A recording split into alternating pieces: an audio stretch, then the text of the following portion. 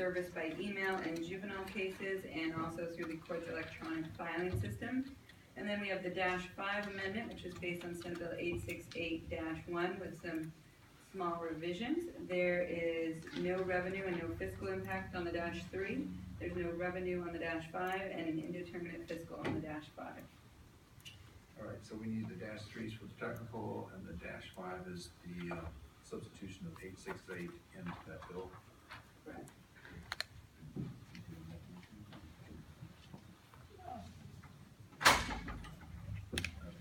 All right, Senator Denbrough, will you make motions for the -3 amendments?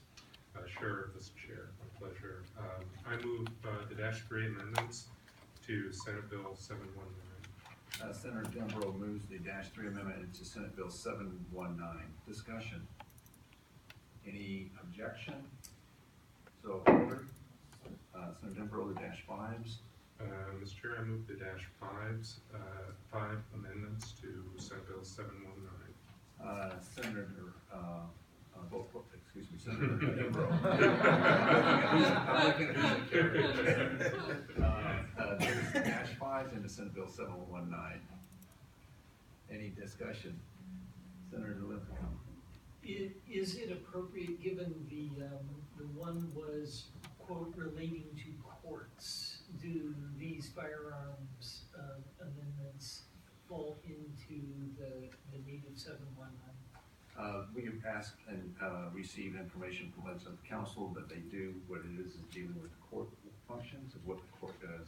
It just happens to have as part of the proceedings the item of firearms attached to it, but it's not per se a firearms bill. It's one that, based on the information I've received through council and through the legislative council, that since these are court proceedings and court matters, that it does fit into where they fall.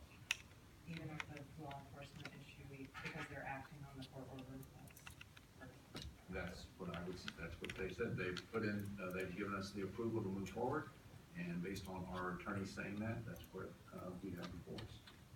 Nevertheless, I'd like to object. Okay. make sure. That's all right. Figured that was gonna happen. While you spread the wealth, you know. All right, so the motion at this point is to move the -5s into the bill. We have 2 objections, Senator Thatcher and Senator Lethicum. Is there anyone else in objection to the -5s? Not seeing, motion carries, and we'll take a motion on the bill as amended. Mr. Chair, I move Senate Bill 719 as amended by the -3 and -5 amendments to the floor with a due pass recommendation.